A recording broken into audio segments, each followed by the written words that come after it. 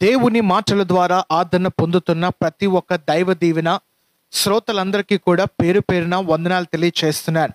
దేవుడు మీ అందరి కుటుంబాన్ని బహుగా ఆస్వాదించును గాక. దైవ దీవెన ఆధ్యాత్మికమైన వర్తమానాలకి నేరుగా మీ అందరు కూడా ఆహ్వానం పలుకుతున్నాం. బాగున్నారా? అందరూ కూడా నిద్రలేచారు కదా? దేవుని నామంలో మీరు అందరూ కూడా క్షేమంగా ఉన్నారని చెప్పి నమ్ముచూ ఉన్నాను. ఈ యొక్క ఆధ్యాత్మికమైన వర్తమానాలు మీ యొక్క కుటుంబాలకి చాలా దీవెనకరంగా మారుతున్న రీతిని బట్టి నేను దేవుని స్తుతిస్తున్నాను. ఇదే వాట్సాప్లో మీ యొక్క వాట్సాప్లో ఈ యొక్క వాక్యాలు రావాలనుకుంటే నేను ఒక నెంబర్ చెప్తాను, రాసుకోండి. 9308836696 అనే నెంబర్ ఏదైతే ఉందో ఆ నెంబర్కి మీ పేరు, మీ ఊరు మాకు పంపినట్లయితే ప్రతి దినము కూడా దేవుని వర్తమానాలు అందుతాయి. దయచేసి అందరూ కూడా గమనించండి. ఈ వాక్యాలు అనేక మందికి ఫార్వర్డ్ చేయండి. మీరు విని విడిచిపెట్టడం కాకుండా వాక్యాలను అనేక మందికి ఫార్వర్డ్ చేసి దేవుని యొక్క దీవెన పొందుకోవాల్సిందిగా మనం చేస్తున్నాం. ఈ సమయంలో అందరూ కూడా కండ్లు మూసుకుందాం. దయచేసి కండ్లు మూసుకున్నట్లయితే ప్రార్థన. మహాపరిశుద్ధుడా, దయగల మా తండ్రి, మా రాజా, నీకే కోట్లాది వందనాలు స్తుతులు. తండ్రి, చెప్పబడుతున్న వాక్యం ఏదైతే ఉందో ప్రభువా, తండ్రి ఈ వాక్యము మా హృదయంలో నాటబడలాగిన సహాయమును దయచేయండి ప్రభువా. తండ్రి, నీ వాక్యము చాలా గొప్పది ప్రభువా. నీ వాక్యము విని గైకుంటే మా బ్రతుకులు పూర్తి మార్పు, నీ వాక్యం విని గైకుంటే మా జీవితంలో పూర్తి మార్పు మేము కలిగి ఉంటాం ప్రభువా. తండ్రి, ఈ వాక్యముల ద్వారా మా జీవితంలో గొప్ప మార్పులు కలుగులాగిన సహాయం దయచేయండి ప్రభువా. అన్ని విధాలకు నీ సహకారం మాపై ఉంచండి, నీ దీవెనలు మాపై ఉంచమని యేసయ్య వారి నామంలో అడుగుచున్నాము తండ్రి. ఆమేన్, ఆమేన్, ఆమేన్.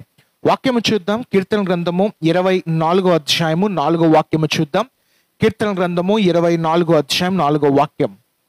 వ్యర్థమైన దాని యందు మనసు పెట్టకయు, కపటముగా ప్రమాణము చెయ్యకయు, నిర్దోషమైన చేతులను శుద్ధమైన హృదయమును కలిగి యుండువాడే. ఏ హృదయమట? శుద్ధమైన హృదయము కలిగి.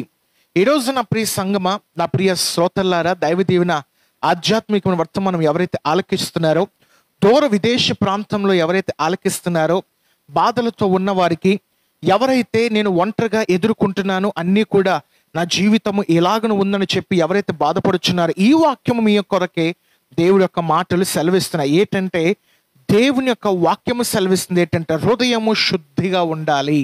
ఈరోజు ఎవరైతే ఈ వాక్యం వింటున్నారో మీ అందరికీ నా సూటి ప్రశ్న, మీ హృదయము శుద్ధిగా ఉందా? మీ హృదయము అనుదినము కూడా కడుగుకుంటున్నారా? మీ హృదయము అన్ని విధాలు కూడా చక్కగా భద్రపరుస్తున్నారా? మీరు అనుకోవచ్చు, హృదయాన్ని కడుక్కోవడం ఏంటంటే, మేము స్నానం చేస్తే ముక్కు కడుక్కుంటాం, చెవులు కడుక్కుంటాం, మెడ కడుక్కుంటాం, తర్వాత మా యొక్క చేతులు కాళ్ళు కడుక్కుంటాం, కానీ హృదయాన్ని ఎలా కడుక్కుంటాం? గమనించండి. అందుకనే యేసు ప్రభు వారి యొక్క రక్తము ఈ లోకంలో ఎందుకు కారబడి ఉన్నదంటే, నీ హృదయము శుద్ధిపరచడానికి.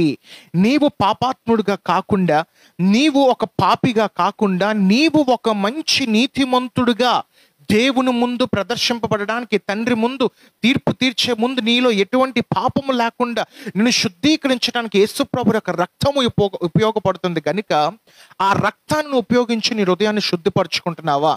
గమనించండి. పాపము అనేది ఎక్కడ ప్రారంభం అవుతుందంటే, దానికి కేంద్రము ఎక్కడుందంటే మన హృదయమే. మన హృదయము కానీ చెడిపోయిందా, మన ఆలోచనలు చెడిపోతాయి, మన తలంపులు చెడిపోతాయి, మన ఉద్దేశములు పాడైపోతాయి. మనం అడుగు పెడుతున్న ప్రతి ఒక్కటి కూడా మనము కోల్పోతూ నష్టపోతూ ఉంటాం.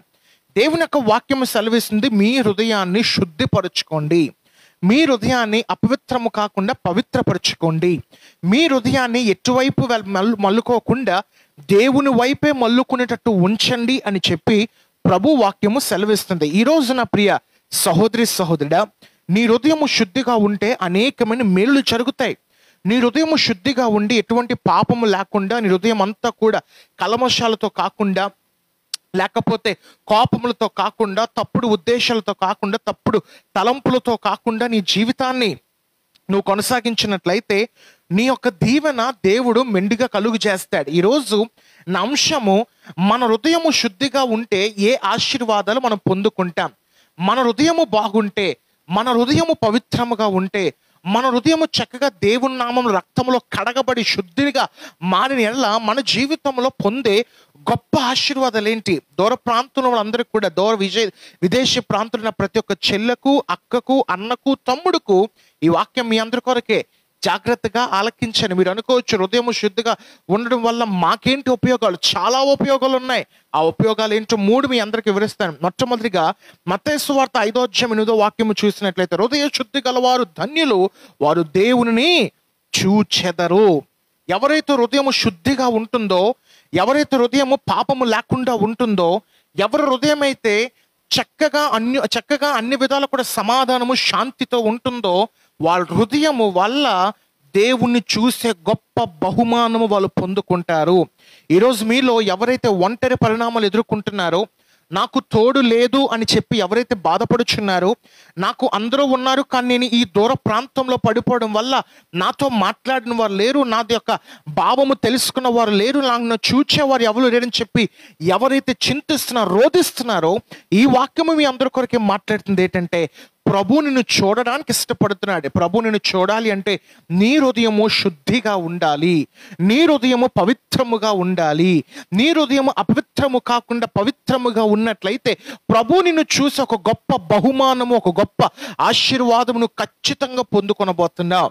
చాలా మంది జీవితాల్లో దేవుని చూడాలి, దేవుని యొక్క ఆ స్పందన నేను కనుక్కోవాలి, దేవుని యొక్క స్వరము నేను వినాలి అని చెప్పి అందరూ కూడా కోరుకుంటూ ఉంటారు. కానీ వాక్యము సెలవిస్తుంది, మత్తయి సువార్త 5వ సెలవిస్తుంది ఏంటంటే, కొండ మీద ప్రసంగం అనగా చరిత్ర మార్చిన ప్రసంగం చెబుతుంది ఏంటంటే, ఎవరైతే హృదయము శుద్ధిగా ఉంటారో వాళ్ళే ప్రభువును చూస్తారు. ఎవరైతే హృదయము బాగుంటుందో, ఎవరి హృదయం అయితే పవిత్రంగా కలిగి ఉంటుందో, ఎవరి హృదయం అయితే ఎటువంటి పాపము లేకుండా నిందారహితుడిగా కాకుండా శుద్ధ హృదయము కలిగి ఎవరైతే ఉంటారో ఖచ్చితంగా వాళ్ళు ప్రభువుని చూస్తారు. ఈరోజు చాలా మంది కూడా ప్రభువుని చూడలేకపోతున్నారు. దానికి గల కారణం ఏంటంటే, వాళ్ళ యొక్క అపవిత్రమైన ఉద్దేశాలు, వాళ్ళ యొక్క అపవిత్రమైన ఆలోచనలు, వాళ్ళ యొక్క అపవిత్రమైన పాపపు కార్యముల వల్ల దేవుని చూసి ఒక గొప్ప బహుమానము, గొప్ప ఆశీర్వాదం వాళ్ళు పొందుకొనలేకపోతున్నారు. ఈరోజు నువ్వు దేవుని చూడాలా? ఈరోజు దేవుని యొక్క అద్భుతము నువ్వు చూడాలా? ఈరోజు దేవుని యొక్క ఆశ్చర్య కార్యము నువ్వు చూడాలా? ఈరోజు ప్రభు యొక్క మేలులను స్వరము వినాలి అని ఆశిస్తున్నావా? అయితే నువ్వు హృదయము భద్రపరుచుకో, నీ హృదయాన్ని శుద్ధిపరచుకో. ప్రభుని చూసే గొప్ప అవకాశము, గొప్ప భాగ్యము నీకు కలగబోతుంది. హల్లెలూయా! దేవుని చూస్తారు. దేవుని చూసేవారిగా మనందరము కూడా ఉండాలి. మీరు అందరూ అనుకోవచ్చు, నాతో మాట్లాడిన వారు ఎవరూ లేరండి, నా యొక్క మాటలు విని నాకు ప్రతిస్పందన అందించేవారు ఎవరూ లేరని చెప్పి అనుకునిచున్నారా? బాధగా ఒక్కరే ఏడుస్తున్నారా? అయితే మీ అందరితో నేను మాట్లాడుతుంది ఏంటంటే, పరిశుద్ధాత్మ నీతో మాట్లాడుతుంది ఏంటంటే, దేవుడు నిన్ను దర్శించడానికి ఇష్టపడుతున్నాడు. దావీదు జీవితాన్ని ఒకసారి చూడండి. దావీదు బెత్షెబాతో పాపము చేయక ముందు దేవుడు దావీదుతో డైరెక్ట్గా మాట్లాడేవాడు, చక్కగా మాట్లాడేవాడు.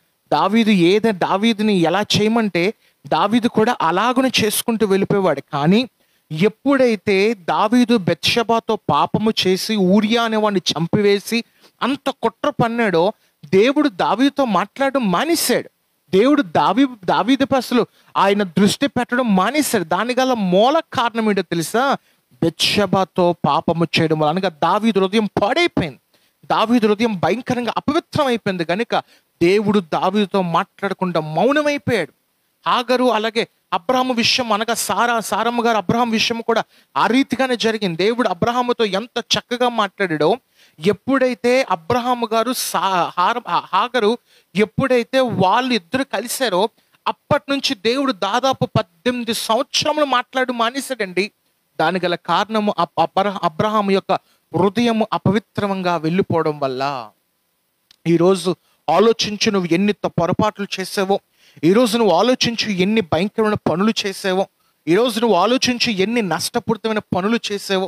ఈరోజు నీవు ఆలోచించి ఎంత భయంకరమైన పాపము కట్టి నీ జీవితాన్ని కొనసాగిస్తున్నావో. ఈరోజు మీ అందరికి నేను సెలవిస్తుంది ఏంటంటే, దేవుని యొక్క వాక్యమే చెబుతుంది ఏంటంటే, హృదయము శుద్ధి గలవారు ధన్యులు, వారు దేవుణ్ణే చూస్తారు, వారు దేవుని చూచెదరని చెప్పి వాక్యం సెలవిస్తుంది. సమూయేలు దేవుని చూశాడు. మందిరంలో పడుకునగా సమూయేలు, బాలుడైన సమూయేలుని దేవుడు 3 సార్లు పలికాడు. పాస్టర్ గారి దగ్గరికి వెళ్ళాడు సమూయేలు.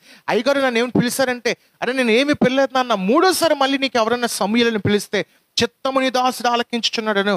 వెంటనే 3వసారి సమూయేలు అని పిల్లగా చిత్తముని దాసుడు ఆలకించుచున్నాడని ఒక మాట అన్నాడు. 2 రాజుల్ని అభిషేకించి ఒక మహాప్రవక్తగా దేవుడు సమూయేలుని మార్చగలిగాడు. దాని గల కారణం ఏంటి తెలుసా? అన్నమ్మ గారు చిన్ననాటి నుంచే మందిరంలో పెంచింది. అనగా మందిరంలో పెంచడం అనగా తన హృదయాన్ని శుద్ధిపరిచింది, తను ఎటువంటి అపవిత్రమైన పనుల్లోకి వెళ్లకుండా సమూయేలుని ఉంచింది కనుక ఈరోజు ఒంటరిగా ఎదుర్కొంటే నీ జీవితంలో భయంకరమైన ఏడుపుతో ఉన్న నీ జీవితంలో, తప్పులు చేసి నీ జీవితంలో పాప క్షమాపణ చేసి, ప్రభువా తండ్రి నాతో నువ్వు మాట్లాడు ప్రభు అంటే దేవుడు నిన్ను దర్శించిపోతున్నాడు. ఆయన స్వరము నువ్వు వినబోతున్నావు, ఆయన అద్భుత కార్యములు నువ్వు చూడబోతున్నావు. హల్లెలూయా. మొట్టమొదటిగా హృదయము శుద్ధి గలవారి జీవితంలో జరిగే గొప్ప దీవెన మొట్టమొదటిగా ఏంటంటే దేవుని చూచే గొప్ప అవకాశము కలుగుతుంది. మూడోదిగా చూద్దాం, దయచేసి చూడండి. యెషయా గ్రంథము 1వ అధ్యాయము 15-16 చదువుతాను చూడండి. యెషయా గ్రంథము 1వ అధ్యాయము 15-16. మీరు మీ చేతులు చాపినప్పుడు మిమ్మును చూడక నా కనులు కప్పుకొందును. మీరు బహుగా ప్రార్థన చేసినను నేను వినను. మీ చేతులు రక్తముతో నిండి ఉన్నవి. మిమ్మును కడుగుకొనుడి, శుద్ధి చేసుకునుడి. మీ దుష్టక్రియలు నాకు కనబడకుండా వాటిని తొలగింపుడి. ఏం కనబడకుండా? దుష్టక్రియలు కనబడకుండా వాటిని ఏం చేయమంటున్నాడు? తొలగించుకోమంటున్నాడు. ఇక్కడ ఇజ్రాయెల్ జనం అందరూ కూడా దేవునికి ప్రార్థనలు చేసేస్తున్నారు. మామూలు ప్రార్థనలు కాదు. ప్రభువా ప్రభువా, తండ్రి తండ్రి, యాహ్వే యాహ్వే అని ప్రార్థన చేస్తుంటే యెహోవా దేవుడు వాళ్ళ ప్రార్థనను ఆలకించట్లేదు. దానికి గల కారణం ఏంటో కూడా ఇక్కడ యెషయా గ్రంథము 15వ అధ్యాయం చెప్తారు. మీ చేతులు చాపునప్పుడు మిమ్మును చూడక నా కనులు కప్పుకొందును. మీరు బహుగా ప్రార్థన చేస్తున్నారు కానీ నేను దాన్ని వినట్లేదు. మీ చేతులు రక్తముతో నిండి ఉన్నవి. దేనితో నిండిపోయిందట? రక్తముతో. వాళ్ళ చేతులంతా కూడా తప్పులతో నిండిపోయింది. వాళ్ళ చేతులంతా కూడా భయంకరంగా పాపముతో నిండిపోవడం వల్ల దేవుడు వాళ్ళ ప్రార్థనను ఆలకించట్లేదు. మరి ఇక్కడ ప్రభు ఏం చేయమంటున్నాడు? 16వ వచనం, మిమ్మును కడుగుకొనుడి, శుద్ధి చేసుకునుడి. మీ దుష్టక్రియలు నాకు కనబడకుండా వాటిని తొలగింపుడి. మిమ్మల్ని కడుక్కోండి, మిమ్మల్ని చక్కగా దుష్టక్రియలు ఏమి కనబడకుండా మీరు వాటి నుండి తొలగిపోవండి అని చెప్పి ఆయన వాక్యము సెలవిస్తూ వస్తుంది. గమనించండి. రెండోదిగా శుద్ధ హృదయము కలిగి ఉండడం వల్ల దేవుని యొక్క కనుదృష్టి మనపై ఉంటుంది. ఈరోజు చాలా మంది బాధ ఎక్కడేస్తుందంటే, బిగ్గరగా ప్రార్థన చేస్తున్నాం పాస్టర్ గారు, గంటల తరబడి ప్రార్థన చేస్తున్నాం పాస్టర్ గారు, లేకపోతే మేము ఇది చేసేస్తున్నామండి అది చేసేస్తున్నామండి అని చెప్పేసి చాలా మంది అంటూ ఉంటారు. బాధాకర విషయం ఏంటంటే వాళ్ళు చేసిన తప్పిదములు ఒప్పుకోరు కానీ దేవుడు మాకు జవాబు ఇవ్వట్లేదండి అని ఒక మాటను పట్టుకుని దేవుణ్ణి అవహేళన చేస్తారు. దేవుడేం మాట వింటున్నాడండి? దేవుడేం ఆలకిస్తున్నాడండి? దేవుడేంటండి ఎలాగంటున్నాడు? దేవుడేంటండి మాతో మాట్లాడు అని చెప్పి చాలా మంది దేవుని అవమానపరుస్తున్నారు. గమనించండి, దూర ప్రాంతంలో ఉన్నవారు ఎవరైతే ఈ వాక్యాన్ని వింటున్నారో, ప్రభు యొక్క కనుదృష్టి మీపై ఉండాలి అంటే మీ హృదయం శుద్ధిగా ఉండాలి. మీ చేతులు అపవిత్రమైపోతే దాన్ని కడుగుకునే ప్రయత్నము చేయండి. ప్రభు యొక్క లేఖనము యెషయా గ్రంథంలో 1వ అధ్యాయం 15-16 వాక్యములో ప్రభు యొక్క వాక్యం ఇశ్రాయేలు జనం అందరికీ కూడా చెప్తుంది ఏంటంటే, మీ చేతులు రక్తముతో నిండిపోయే గనుక దాన్ని తొలగించుకొనుడి. దాని చేతులు కడుక్కొని నా దగ్గరికి రండి, పాపమును కడుక్కొని నా దగ్గరికి రండి అని చెప్పి యెహోవా దేవుడు సెలవిస్తున్నాడు. నీ హృదయము శుద్ధిగా ఉన్నట్లయితే రెండోదిగా నీ దేవుని యొక్క కనుదృష్టి నీపై పడతారు. చాలా మంది అంటారు, దేవుడు లేకపోతేనే నాకు నా డబ్బు ఉంది కదా, దేవుడు లేకపోతేనే నాకు నా కులం ఉంది కదా, దేవుడు లేకపోతేనే నాకు అన్నీ ఉన్నాయి కదా, దేవుడు లేకపోతేనే నేను ఏదన్నా సాధించగలను కదా, నా కండబలం ఉంది, నాకు చక్కగా నాకంటే ఒక ఇన్ఫ్లుయెన్స్ ఉంది, నాకంటే ఒక పలుకుబడి ఉంది, ఆస్తుపాస్తులు కూడబెట్టుకున్నాను, దేవుడు లేకపోతేనే నేను ఎలాగన్నా బ్రతికేస్తాను. గమనించు, ఒక దేవుడు లేకపోతే గట్టిగా మహా అయితే నువ్వు 10 సంవత్సరములు దజ్జాగా బతకచ్చేమో, 10 సంవత్సరముల తర్వాత పెంట కుప్ప మీద రావాల్సిందే నువ్వు. అప్పుడు నువ్వు దేవుని తలుచుకోక తప్పదు. నాకు తెలిసిన ఒక స్నేహితుడు ఇప్పటికీ గొప్ప సాక్ష్యమే, మా కుటుంబ సభ్యుడే, స్నేహితుడు కూడా కాదు. వాళ్ళ నాన్నగారు ఒక హైందవులు, క్షమించండి వాళ్ళ నాన్నగారు కూడా క్రైస్తవులే, వాళ్ళ తల్లి గారు క్రైస్తవులు, కానీ కొన్ని కారణాల వల్ల హైందవులుగా మారిపోయారు. వాళ్ళకి ఇద్దరు పిల్లలు ఉన్నారు.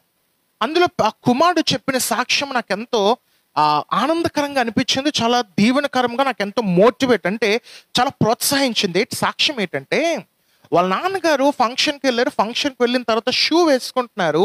షూ వేసుకుంటే అలా మనిషి వంగాడు. వంగిన తర్వాత ఒక 10 నిమిషాల వరకు ఆయన అలా ఉండిపోయాడు. ఉండిపోతే అక్కడ ఉన్న వాళ్ళందరూ కూడా ఏంటి ఇలాగే ఉండిపోయాడు అని చెప్పి దగ్గరికి వెళ్ళి చూస్తే ఆయనకి హార్ట్ అటాక్ వచ్చింది భయంకరంగా.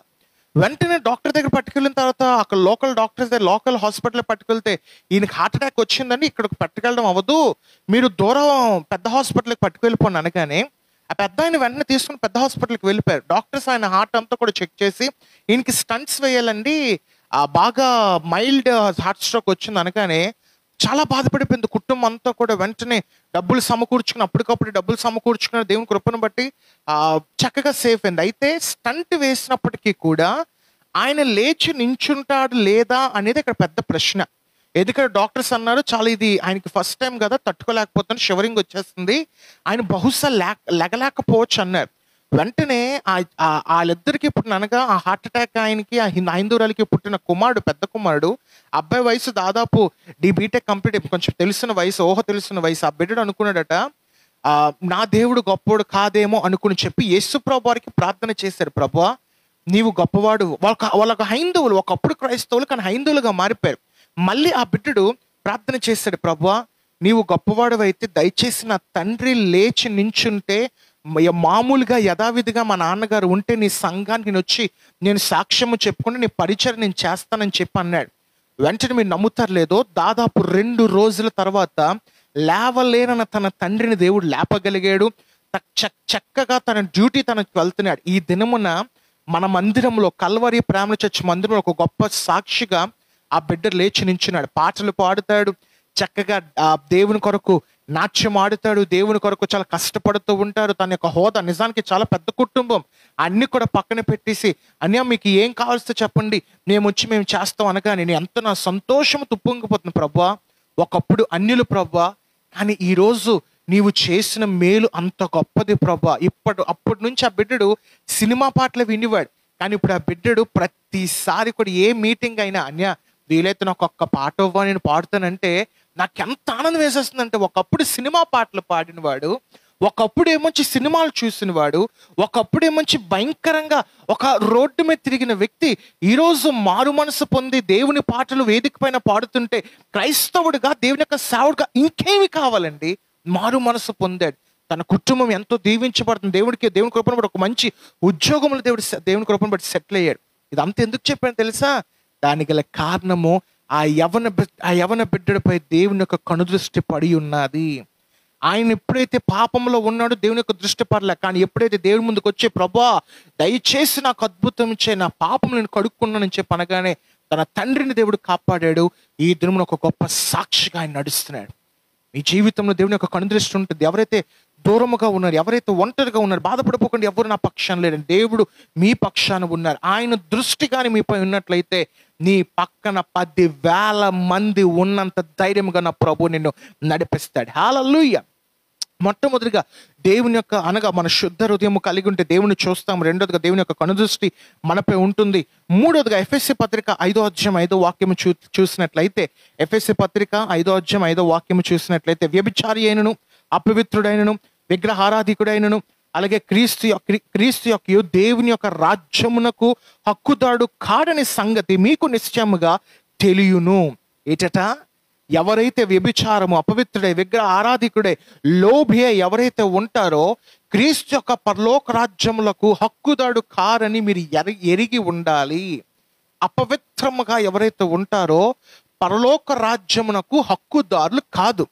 మనం పరలోక రాజ్యమునకు హక్కుదారులుగా కావాలంటే మనం ఈ లోకంలో రక్షణ పొందాలి. అనగా క్రీస్తే నిజమైన దేవుడు, క్రీస్తే నా రక్షకుడు అని చెప్పి నువ్వు నమ్మిన ఎడల పరలోక రాజ్యంలో అడుగుపెట్టి ఒక హక్కు నీకు పొందుతావు. చక్కగా నేను మాట వరుసకి క్రీస్తేనా ఆ రక్షకుడు, క్రీస్తేనా విమోచకుడు అని చెప్పి అసహ్యమైన పనులు చేసావు అనుకో, నీవు హక్కుదారుడు కాదు. క్రీస్తుని నమ్మిన తర్వాత నువ్వు ఎటువంటి పాపంలోకి వెళ్ళకూడదు. క్రీస్తు నమ్మిన తర్వాత ఎటువంటి అపవిత్రమైన వాటికి వెళ్ళకూడదు. క్రీస్తు నమ్మిన తర్వాత ఎటువంటి అవిశ్వాసంలోకి వెళ్ళకుండా ప్రభు ఉన్నాడు, ప్రభు చేస్తాడని చెప్పి నువ్వు రక్షకుడైన యేసు ప్రభు నమ్మిన ఎడల నీవు ఖచ్చితంగా పరలోక రాజ్యంలో వారసుడిగా నా ప్రభు మార్చబోతున్నాడు. హల్లెలూయా. దేవుడు మార్చబోతున్నాడు. ఈరోజు ఎవరైతే క్రీస్తు రాజ్యంలో అడుగు పెట్టాలి, పాలుతేనె దేశంలో నేను పాలుతేనె దేశంలో నేను ప్రవహించే దేశంలో నేను నడవాలి, బంగారపు వీధుల్లో నేను నడవాలి అని చెప్పి ఎవరైతే కోరుతున్నారో అపవిత్రమైన జీవితాన్ని కలిగి ఉండకుండా పవిత్రమైన జీవితాన్ని కలిగి చక్కగా దేవుని యొక్క నామాన్ని గణపరుస్తూ మీరు అందరూ కూడా వెళ్ళిన ఎడలా దేవుని యొక్క రాజ్యంలో మీరు అందరూ కూడా వారసులుగా అవ్వబోతున్నారు. కంగ్రాచులేషన్స్. ఎందుకంటే మీరు శుద్ధ హృదయము కలిగి ఉంటే మనము దేవుని చూస్తాం. రెండోదిగా దేవుని యొక్క కనుదృష్టి మనపై ఉంటుంది.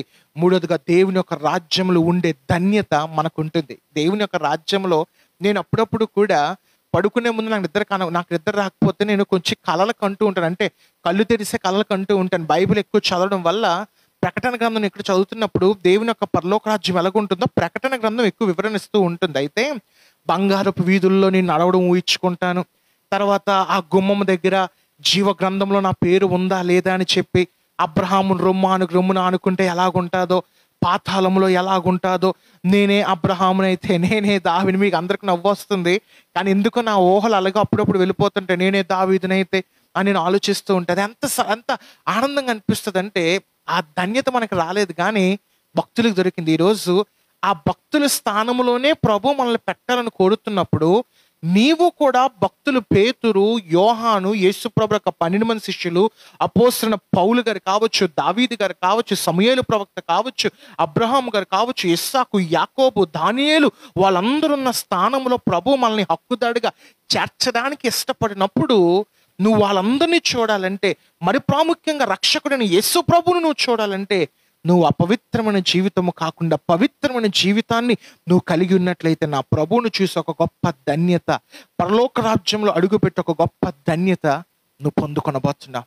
3 విషయాలు మీ అందరికీ నేర్పించాను. మొట్టమొదటిగా హృదయం ఎవరైతే శుద్ధిగా ఉంటుందో దేవుని చూస్తారు. రెండోదిగా దేవుని యొక్క కనుదృష్టి వాళ్ళపై ఉంటుంది. మూడోదిగా దేవుని యొక్క రాజ్యములో ఉండే ధన్యత వాళ్ళు పొందుకుంటారు. మీ హృదయం శుద్ధిగా ఉంచుకునండి.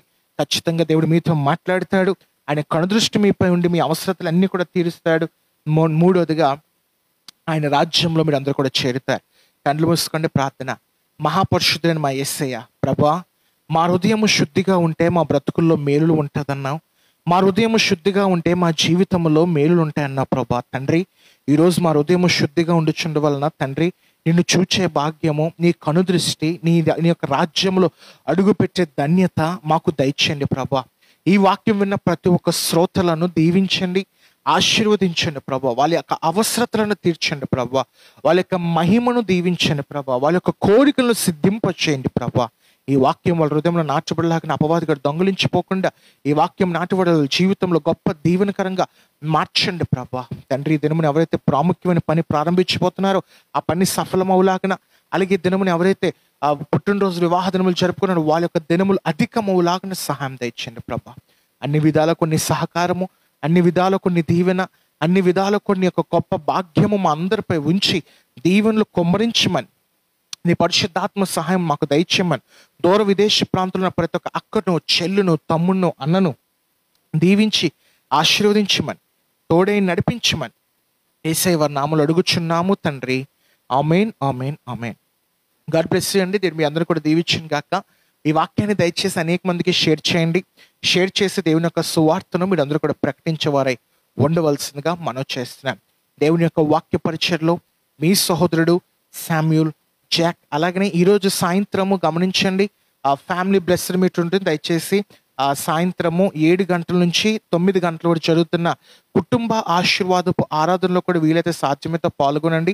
గమనించండి, ప్రతి ఒక్కరు కూడా అపోస్టల్ శామ్ కుమార్ యూట్యూబ్ ఛానల్లో మరొక లైవ్ కార్యక్రమం ఉంటుంది కనుక దయచేసి ప్రతి ఒక్కరు కూడా పాల్గొని దేవుని యొక్క దీవెనలు పొందుకోవాల్సిందిగా మనం చేస్తున్నాను. గాడ్ బ్లెస్ యూ అండి. దీని మీ అందరూ కూడా దీవించింది కాక. Thank you.